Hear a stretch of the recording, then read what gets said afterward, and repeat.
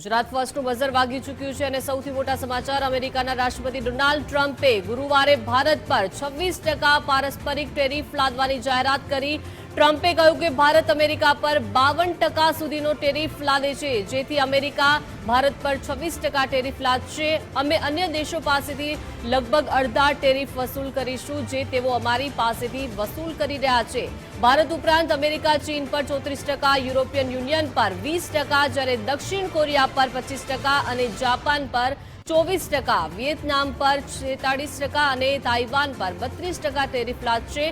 તો અમેરિકાએ લગભગ 60 દેશો પર અમેરિકન ઉત્પાદનો પર લાદવામાં આવતા ટેરિફના અડધા દરે ટેરિફ લાદ્યો છે। ટ્રમ્પે કહ્યું કે અમેરિકામાં આવતા તમામ માલ પર 10% બેઝલાઇન ટેરિફ લાદવામાં આવશે અને પારસ્પરિક ટેરિફ 9 એપ્રિલના રોજ રાત્રે 12:01 કલાકે લાગુ થશે। ટ્રમ્પે વ્હાઇટ હાઉસ રોઝ ગાર્ડનમાં મેક અમેરિકા વેલ્ધી અગેન કાર્યક્રમમાં રેસિપ્રોકલ ટેરિફની જાહેરાત કરી છે।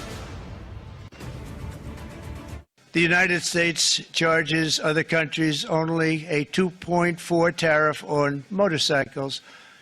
Meanwhile, Thailand and others are charging much higher prices, like 60%. India charges 70%. Vietnam charges 75%, and others are even higher than that. 46%, we're charging them 24%. India, very, very tough, very, very tough. The Prime Minister just left. He's a great friend of mine, but I said, you're a friend of mine, but you're not treating us right. They charge us 52%. You have to understand, we charge them almost nothing for years and years and decades. And તો વિજય આપણી સાથે live જોડાયેલા છે। વિજય, અમેરિકાના રાષ્ટ્રપતિ Donald ટ્રમ્પે હવે ભારત પર 26% પારસ્પરિક ટેરિફ લાદવાની જાહેરાત કરી છે। આ ટેરિફ અને આ નિર્ણયથી ભારતમાં કેટલી અસર જોવા મળી શકે છે વિજય? બિલકુલ, સૌથી અગત્યનું છે જેની વૈશ્વિક પરિબળો પર પણ અસર જોવા મળી રહી છે, કારણ કે ડોનાલ્ડ ટ્રમ્પે અગાઉ જે જાહેરાત કરી હતી કે તે ટેરિફ લગાવશે। મેક અમેરિકા વેલ્થી અગેન નામના જે કાર્યક્રમની અંદર છે વિશ્વભરના દેશો પર અમેરિકાએ ટેરિફ લગાવવાની જાહેરાત કરીને તેમાં ભારત પણ સામેલ છે। ભારત પર 26% ટેરિફ લગાવવાની જાહેરાત કરી છે, પરંતુ મહત્વની વાત એ પણ રહી છે કે ભારતને થોડુંક ડિસ્કાઉન્ટ આપવામાં આવ્યું છે, એટલે કે ડિસ્કાઉન્ટ પારસ્પરિક ટેરિફ છે તે લગાવવામાં આવ્યું છે, એટલે કે 26% જ વસૂલવામાં આવે છે।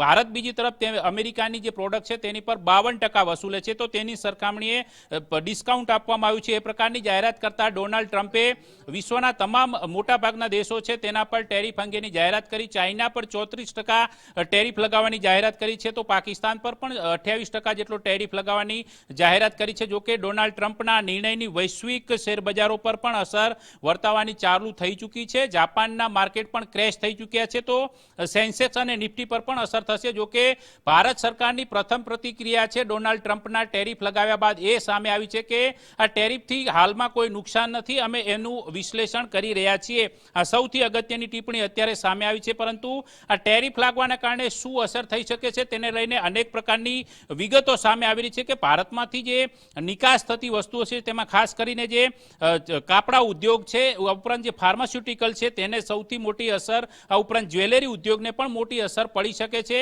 જે અંદાજ માપવામાં આવતો હતો કે જો 10% ટેરિફ લાગે છે તો વર્ષે દાડે ભારત તરફથી નિકાસ થતી વસ્તુઓની અંદર 61,000 કરોડ રૂપિયાનું નુકસાન ભારતને થઈ શકે છે, પરંતુ તેની સામે અત્યારે 26% જેટલો ટેરિફ લગાવવામાં આવ્યો છે, જેના કારણે અંદાજ પ્રમાણે 3 લાખ કરોડ રૂપિયાનું નુકસાન છે તે આ ટેરિફના કારણે ભારતીય બજારને થઈ શકે છે। જો કે સૌથી અગત્યના જે મુદ્દાઓ છે તેની અંદર એ પણ રહેલું સામેલ છે કે ટેરિફના કારણે કયા પ્રકારના બદલાવ તે થઈ શકે છે। તો અમેરિકાની જે પ્રોડક્ટો છે જે ભારતમાં આવે છે તે સસ્તી થઈ શકે છે। આ ઉપરાંત જે ભારતમાંથી જે નિકાસ કરવામાં આવતી એ પ્રોડક્ટ છે તે પ્રોડક્ટ પર ક્યાંક ને ક્યાંક દબાણ વધશે ને તેના કારણે જે ઇમ્પોર્ટ કરવાની વસ્તુઓ છે આના કારણે રૂપિયાનું અવમૂલ્યન છે તે પણ ઘટી શકે છે, ઉપરાંત ઇમ્પોર્ટ વધી શકે છે અને ભારતીય બજાર પર એની આ વિપરીત અસરો છે તે આગામી સમયમાં જોવા મળી શકે છે। સૌથી વધુ જે ઓટો સેક્ટર છે તેને પણ મોટા પાયે નુકસાન થવાની ભીતિ હાલના ટેરિફ પ્રમાણે વ્યક્ત કરવામાં આવી રહી છે, કારણ કે ટ્રમ્પે એ ટેરિફનું જ્યારે જાહેરાત કરી એ સમયે ઓટો સેક્ટરનું ઉદાહરણ આપ્યું હતું ને તેના જ કારણે એવું માનવામાં આવી રહ્યું છે કે હ્યુન્ડાઈ સહિતની જે કંપનીઓ છે, મારુતિ, હ્યુન્ડાઈ, આ તમામ કંપનીઓને આની મોટા પાયે ઇમ્પેક્ટ પડશે છે એ સ્પષ્ટ બાબત છે, પરંતુ હવે જોવાનું એ રહેશે કે ટ્રમ્પે લગાવેલા ટેરિફ સામે ભારત સરકાર તરફથી કોઈ ટેરિફમાં ઘટાડો કરવામાં આવે છે કે કેમ, અથવા તો જે અમેરિકા સરકાર દ્વારા લગાવવામાં આવેલા જે ટેરિફ છે, રેસિપ્રોક્સલ ટેરિફ છે, તે 9 એપ્રિલ થી લાગુ કરવામાં આવશે એવી જાહેરાત પણ વ્હાઇટ હાઉસે કરી છે. એટલે 9 તારીખ સુધીમાં સરકાર ડેટા વિશ્લેષણ કરીને એ બાબતોની સ્પષ્ટતા કરશે કે આખરે આનાથી ભારતને કઈ રીતે બચી શકાય. જી બિલકુલ, આભાર વિજય વિગત સાથે જોડાયા તે બદલ.